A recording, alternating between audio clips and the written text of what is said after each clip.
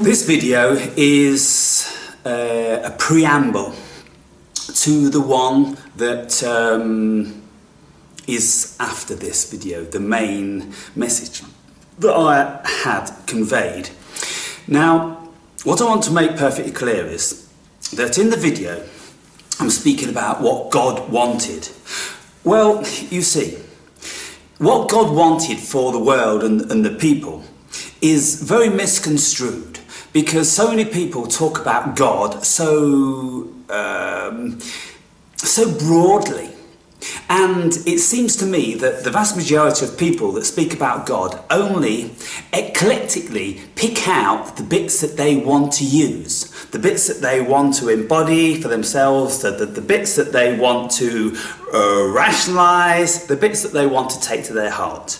Because if you talk about God in the Quran or God in the Old Testament, then these gods are the biggest bastards that you could ever want to meet. And so I don't get people trying to burn down this building and come and stab me in the neck, I won't talk about the Quran. I'm talking about the Old Testament, whereby I'm dealing with more rational, reasonable people, Christians, that are not going to want to do those things. But let's have a look at the God of the Old Testament and all of the abominations that he did. I don't need to recite them. There are so many throughout that whole book. And then, of course, with the Old Testament, slap bang on top, you've got the New Testament.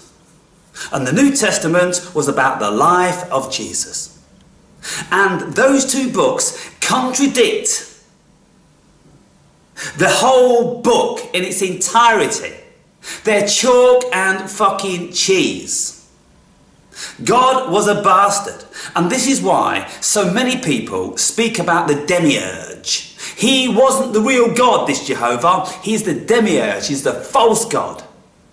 The real God in the Old Testament was Lucifer, who's been bastardized, who's been converted into Satan and the evil. But when you look logically at the Old Testament, you see that Satan and Lucifer seem to be reasonable guys to me. They seem to be perfectly reasonable in lots of the instances. But God doesn't. He never, ever seems reasonable. He's a bullying, manipulating ogre. And so, when you look at what Jesus had to say, what he said is difficult to fault from a humanitarian perspective, because it all seems kind of cool.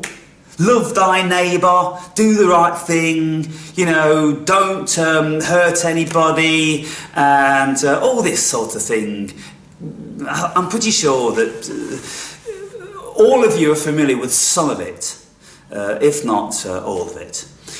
And so I want to make perfectly clear then that when I'm speaking about what God wanted in this video that comes after this one, it's the concept of God from people's perspective of God doing the good, God being a good thing, because God most certainly wasn't a good thing in the Old Testament or in the Quran. And so we have to look for somewhere else for this good God. And Jesus, you see, he seemed to have it right, because he said, "Truly I say unto you, the kingdom of God is within you all. Do you not know that ye are gods?" That's what he was saying. And so when we're looking for God then, we have to look much more closely than we've been looking, when the whole world's been looking for thousands of years. We have to look right bang here. That's where you'll find God. That's where you're going to find reason. That's where you're going to find love and hate. Jehovah and the devil and all that stuff, it's all in here. It's all you. Every single bit of it derives out of human consciousness. And human consciousness is partaking in this thing which does very bad things on occasion.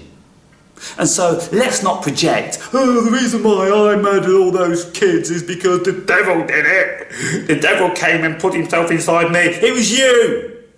You are the devil. Your choices. That's the choice you made. And so if we look at it from that perspective, that's the perspective I want you to look at it from.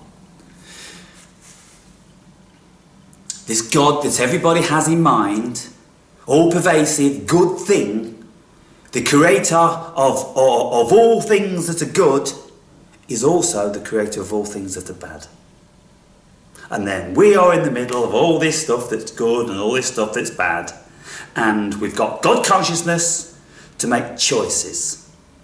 And so, if we have the God consciousness to choose between right and wrong, then it seems to me that that is an attribute of God, and so therefore, aren't we all mini-gods?